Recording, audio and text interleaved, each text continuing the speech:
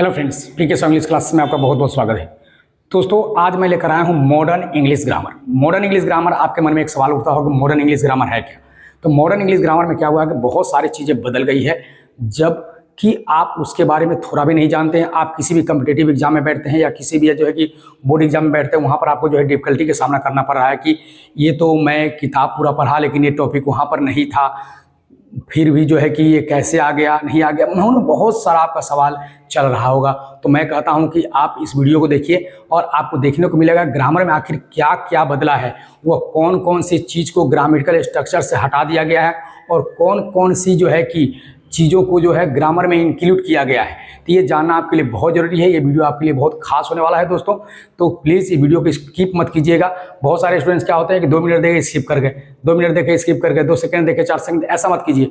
अगर आपको जानना है ना कि इसमें क्या परिवर्तन हुआ है, क्या चेंजेस आई है, मैं विश्वास दिलाता हूँ कि आप वीडियो देखने के बाद आप ये जरूर कहोगे कि हाँ, पीके सर ने कहा कि चेंजिंग हुआ है तो हुआ है, लेकिन आपको पता नहीं है कि चेंजिंग कहाँ हुआ है। तो चलिए हम बिना देर किए हुए वीडियो को स्टार्ट करते हैं। लेकिन अभी तक आपने मेरे चैनल को सब्सक्राइब नहीं किया तो सब्सक्राइब कर लीजिए और बेल आइकन को दबा दिए, ताकि लेटेस्ट जो भी चेंजिंग आ रही है ग्रामेटिकल टर्म्स में वो आपको जो है कि टाइम टू टाइम मिलता रहे।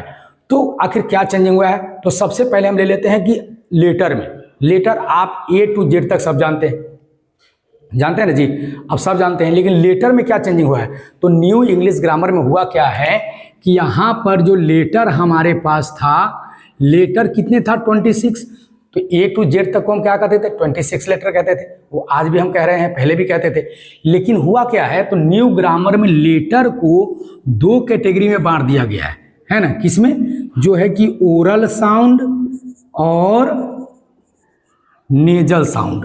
अब आपके मन में सवाल आ रहा होगा कि सर ये क्या आ गया, तो यही तो नया ग्रामर के फंडा है कि आपको जो है कि ये आपको लेटर पढ़ते ही आपका जो है कि कॉन्सेप्ट क्लियर हो जाने वाला है। क्योंकि जो आप लेटर में ये 2 जो चीज़ को इंक्लूड किया गया है, ये टीचर को हाईली इंस्ट्रक्शन दिया गया है कि इन 2 चीज़ों को पढ़ाकर एक चैप्टर को ऊपर से कम किया जाए, यानी कि एक चैप्टर को यहीं पर सॉर्ट आउट कर देना है।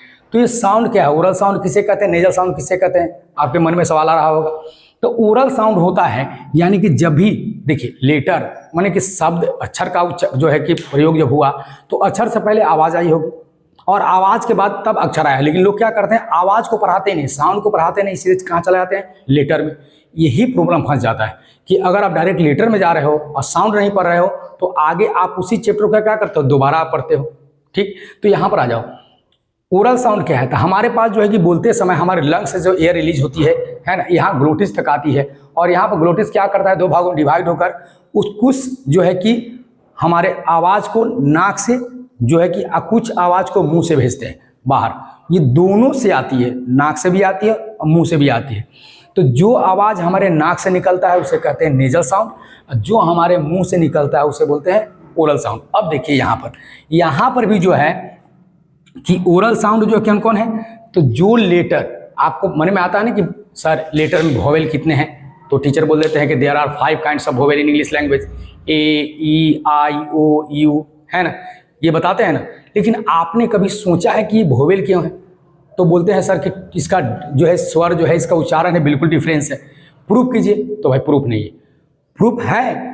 ये देखिए, हम आराम से नाक बंद करके हम इस 5 लेटर को आराम से बोल सकते हैं। देखिए A, E, I, O, U। देखिए ये जो 5 आपका जो वोवेल है ना, जो आप पढ़ते हैं 5 काइंड्स ऑफ वोवेल, इसको हम नाक बंद करके बोल सकते हैं, A, E, I, O, U, कोई डिस्टर्बेंस नहीं। इसीलिए वोवेल कौन साउंड है, ओरल साउंड है। वोवेल कौन साउंड है, ओरल साउंड है।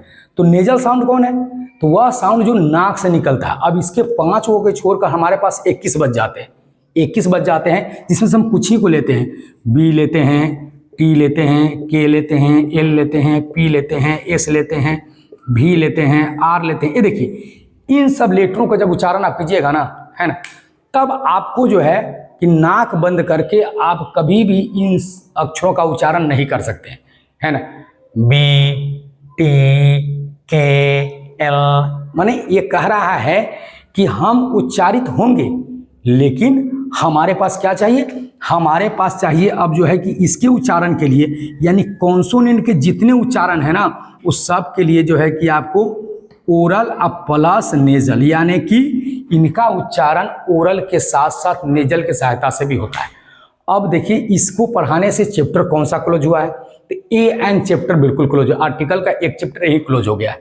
ये स्टूडेंट से कहा गया है कि ए एन का प्रयोग कहाँ करें। देखिए आप पढ़ते हैं ना, ये आर्टिकल में जाके पढ़ते हैं, देखिए अब यहीं पर खत्म हो जाएगी।